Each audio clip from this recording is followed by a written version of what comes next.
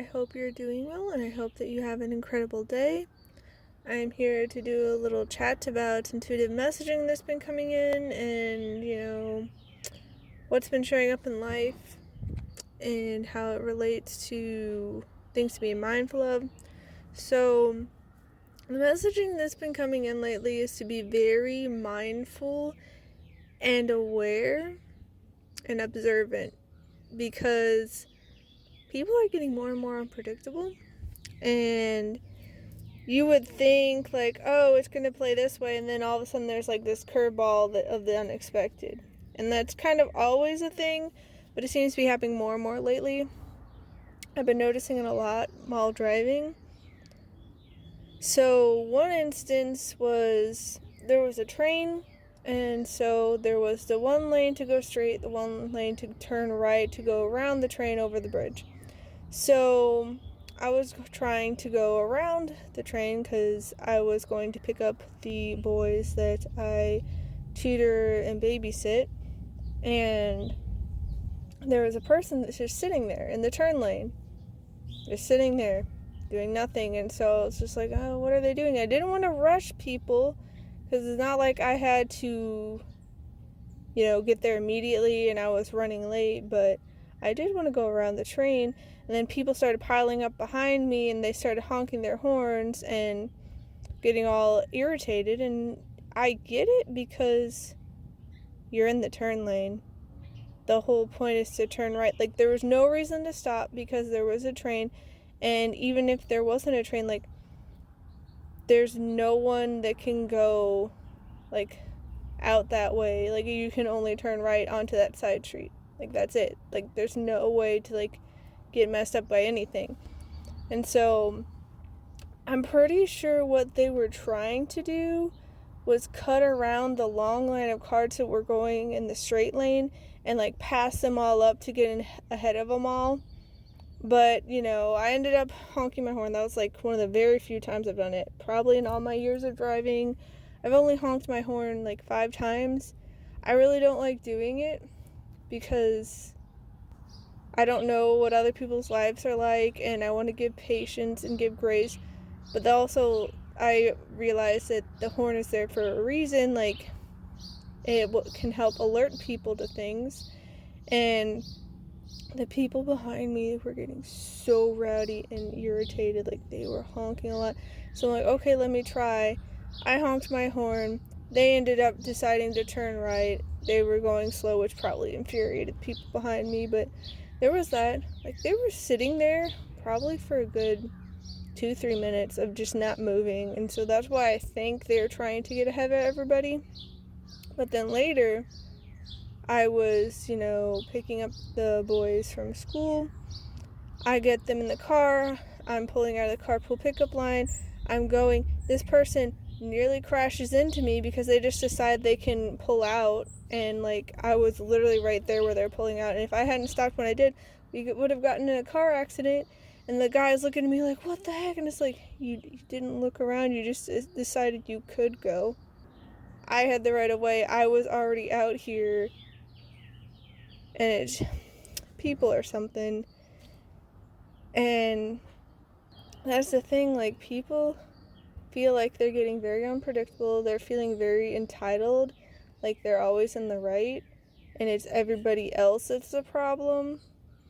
And so it just is really helpful to be mindful and aware of your surroundings, and also, like, be open and tuned into energies and vibes, because that's the thing. Like, I was getting a weird vibe from this guy, and so I was already kind of slowing down a bit because I was like, it feels off.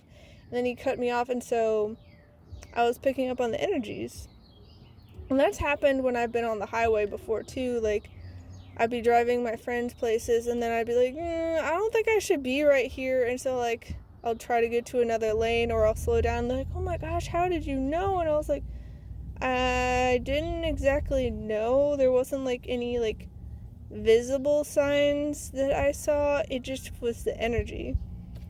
So, just being mindful and aware is going to help us a lot.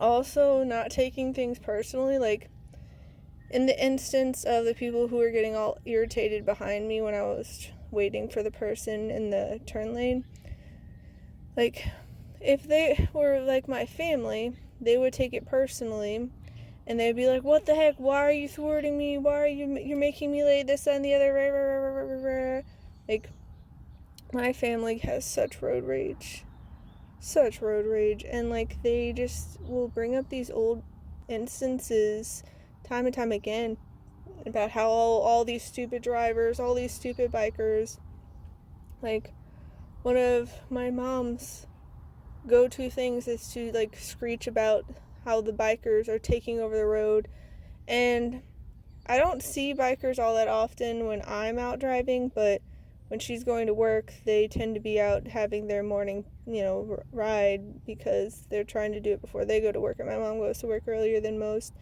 and so there can be, like, these groups of bikers, and I guess so they can talk to one another, they just, ride next to each other, they end up taking, all the way across the road, and so, yeah, I get that's frustrating, but my mom will take it personally, like they're doing it just to thwart her, to make her late, and it's like, that's not why they're doing it. That doesn't necessarily mean they're in the right. That doesn't mean they should, take up the whole entire road. And my mom will screech about how they have a bike lane and they don't even use it, but, like, that doesn't mean they're doing it specifically to, like, thwart you, to spite you, to ruin your day or anything, or to make you late. It's just, like, they were probably doing it from a selfish, egotistical point of view.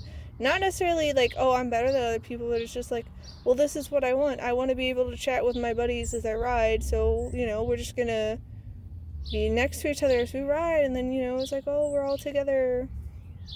But a lot of people are getting very emotionally volatile, and things are heating up and popping off, and, like, they're taking everything personally, and it's just like, listen, a lot of times it's not even a personal thing. It's just the other person doing what they want or what they think is best, and not necessarily thinking about consequences or how it impacts other people.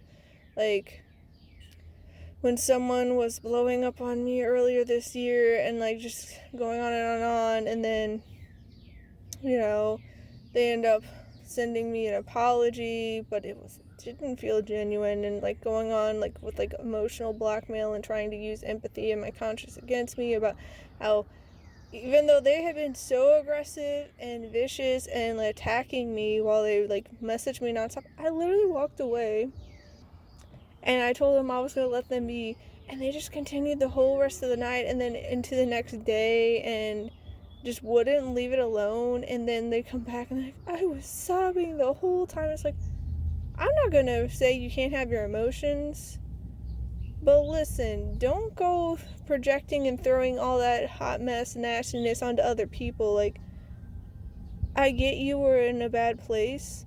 I don't fault you for it. I don't think you're a horrible person for having your emotions. I don't think you're a horrible person for having your human experience and, having flaws and weaknesses. But that doesn't give you a free pass to be cruel and nasty and vicious and aggressive to other people. And the fact that you can't even own up to that, it's just like, eh. But, even with that, it's like, it wasn't really a me thing, it was a them thing. They were going through it. They were having a hard time, and so they decided to, act on that, and then project it outwards, and try to, be like, oh, everyone's being mean to me, everyone doesn't care. It's like, that's not even a thing, okay? Like, I brought stuff up to your attention because I care, because I wish you the best, because I want you to do well, and I care about your well-being. But it's like, I don't have to interact with you. I don't have to spend the time, energy, effort, care, and attention on you. I can spend it on people that will reciprocate. But yeah, I've had so many people who have heard about that experience and, like, all the developments with it, about how it had been silenced from them for, like, months, and then they send the whole video with saying that I was rude and all that jazz, and it's just like, they're like, oh, don't be bitter, don't be resentful, don't be hateful. I was like, I'm literally not. Like, I'm willing to patch things up. I'm willing for a peaceful resolution. I'm willing to, have a reconciliation and try to build the relationship back together, but it has to be mutual effort. There has to be accountability. There has to be a genuine apology and attempt to make amends. I don't expect perfection, but I expect people to treat me with kindness and respect and common decency towards fellow humans. That's like, I feel like that's a very low bar. Like, it's like, I'm not expecting you to be perfect. I'm not expecting you to ever make mistakes. But yeah, like, they're just like going on and on. It's like, look, I don't have any ill will towards this person. I don't have any hate. I don't have any bitterness or resentment or any of that. Neither with that toxic group that was just slandering me like crazy last year. But it's like, I'm not going to play these games. I'm not going to return and be petty and aggressive and mean and nasty. I'm not going to carry around all that energetic heaviness in my heart. I refuse. I'm not going to do it. And, it surprises a lot of people because they expect everyone to play that game, tit for tat. But it's like, no, I'm not interested. I've never been interested in it. And I'm going to prioritize my peace and well-being. And if that means that I have to walk away and keep my distance from you and send you love from afar but not engage with you, I will do that.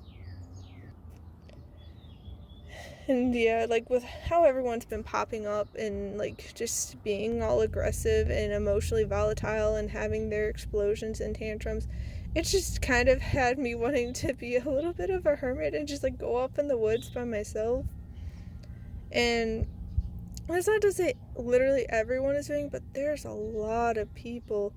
And like even the boys that I babysit have been very emotional lately and had their like explosions. Like yesterday, the autistic boy kicked the dog that just triggers the heck out of him, which is why I try to keep the dog away from him, because I know that it's just going to set him off and it's going to trigger him. And like we had even talked about it earlier before he kicked the dog, because he was like, I want to punch him, and I was like, whoa, let's take a breath. You're allowed to be frustrated. You're allowed to not want to be around him. You're allowed to not want to engage with him and get irritated. Like, you're allowed to have that human experience. But if you go around being violent and punching that dog, that's going to upset your brother and it's going to upset your parents and it's going to get you in trouble. And he's like, but this dog, I'm like, I know, he can be a lot. I don't blame you, but that doesn't make it okay to do violence. And so like I thought we had reached an understanding, but the dog was barking his little head off and like jumping and like coming at him, and he's a lot. Like, he can be a sweet dog if you give him like attention and pets and all that nonstop, but if you don't, like, he can just lose his little mind. And it makes me wonder if maybe he has ADHD or something like that, because like he is very easily amped up, whether that be with fear and anxiety and paranoia or excitement. And it can just lead to him barking a lot and growling and jumping and lunging and like getting into people's faces, peeing himself. Like, that can be for either one, for their excitement or for like the fear. And so it's just like, he just seems very amped up. And so it's like, yeah, I get that it's a lot. I don't know how well I'd do if I was around that dog all the time. It's a lot. And it's not like I hate the dog, but I just know with me, if I was around it all the time, like, it would wear on my nerves too. And so I don't blame him for it, but like, that's the thing. Just because we're in our emotions and having our human experience doesn't give us a free pass to be nasty to other living creatures. And so his dad and his brother were there, and like he went and he's like, yeah, I kicked him, and they're like, what? Because I didn't see it happen, because I was like, what was I doing? Because their dad had just gotten home, and maybe I was talking to him, I don't know. But like, he got a talking to, and his brother was super mad at him because the dog is his brother's. And so it's like, what the heck, you can't do that. And like, it was a whole thing. And like, he was also getting mad at his brother because he had left his shoes in the bathroom and his brother went to the bathroom. So he was like yelling at his brother, and I was like, listen, Let's take care of other things and then you can get your shoes. I get that you want to do it now, but obviously that's not going to work out very well because your brother's in there. And so, like, he was telling his dad that, and he's like, why are you getting mad at your brother for something you did? Like, he didn't make you leave your shoes there. And it's just, there are a lot of emotions. And, like, the other brother was snapping at his mom earlier today because she was trying to make sure he was presentable because he had stuff on his pants, and was, like, checking to make sure he had everything, and, you know, how moms can be. And he was just not having it and getting irritated with her. And so, like, there are a lot of emotions running high right now. It's been happening with my family too. Arguing about the most trivial things and making mountains out of molehills. And I'm just over here like, man, people are in the thick of it and it is just popping off. And that's not to say that I can't, you know, have intense emotions as well. I can.